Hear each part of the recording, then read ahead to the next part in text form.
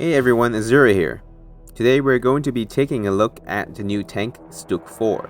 I'm going to show you the specialization tree that I decided to go with, and it is by no means the best, but this is something that I thought would work for me since this is the kind of same pathway that I followed for the Panzer IV. First I decided to choose the smoke launcher just because it really helps you escape, especially when this tank is very susceptible to being pushed. I didn't pick the reinforced engine because with this tank, you're really trying to face the enemy. And if you're caught by surprise getting shot in the back, you're pretty much dead. I also went with the side skirts just because I thought I needed all the protection I can get. And escaping is really one of the first priority, especially when you get pushed. Going backwards, which required tracks to be intact, is going to be key. And I went with a 75mm 40 L48 cannon just because this tank is mostly designed to kill tanks. I also went with the AP round just because it gives me 8 more rounds. Of course it also does a bit more damage to the other tanks, which is great. I think some people can argue to go with the S-mine just because you don't have a rotating turret.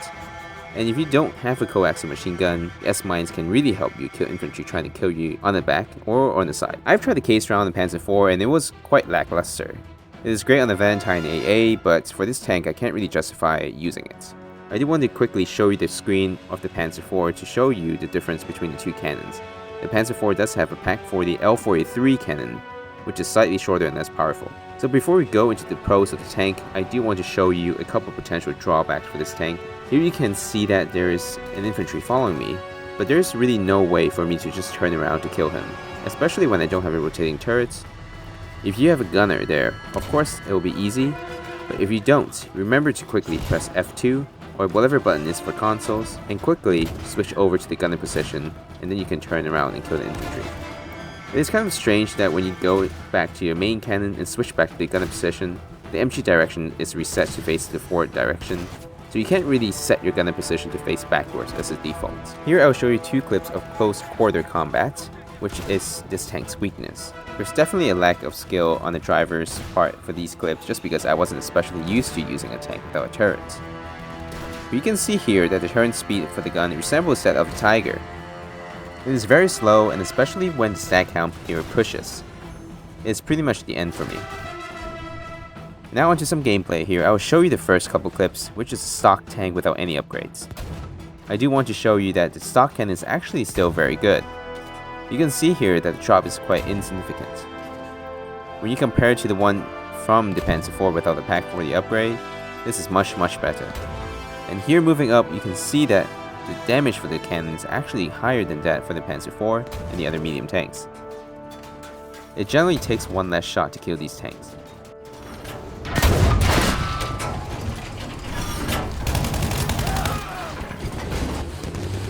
I got repairs on you, man. Objective Taser is now ours.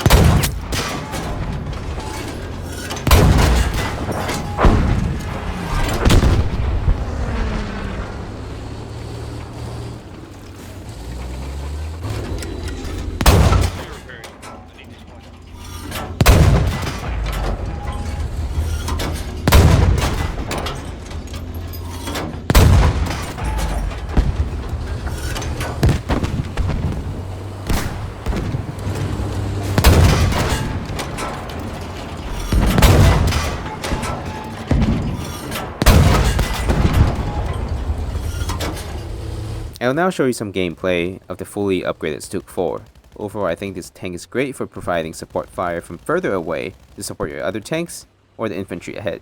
You don't really want to push with this tank because if you're caught by surprise, especially with the fast moving light tanks and armored car, you can definitely be in a huge disadvantage.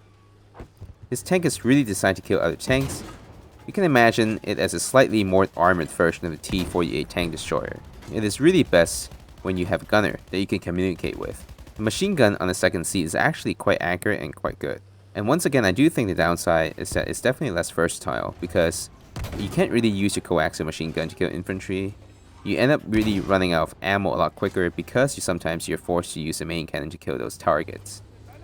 I do wish dice can increase the ammo count carried by these tanks.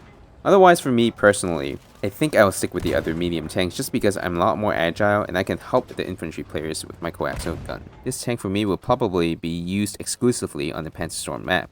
I'll leave you with some more gameplay video, but let me know what you think in the comment section below.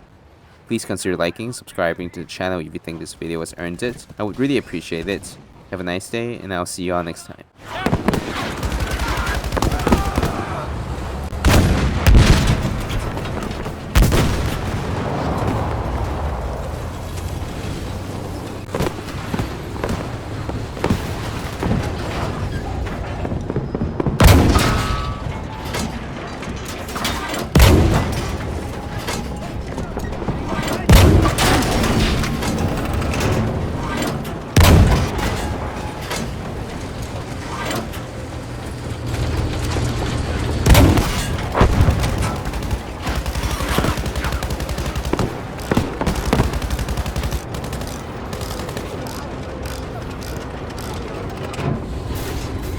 Objective bounty has been lost. Close it! StuG IV! Armor car.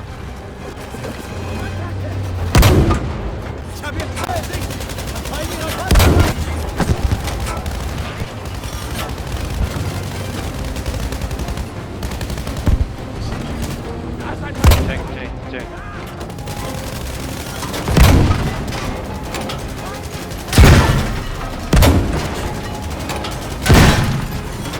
A car. Damn it, too much for him.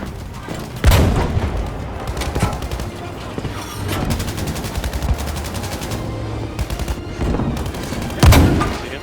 He's firing.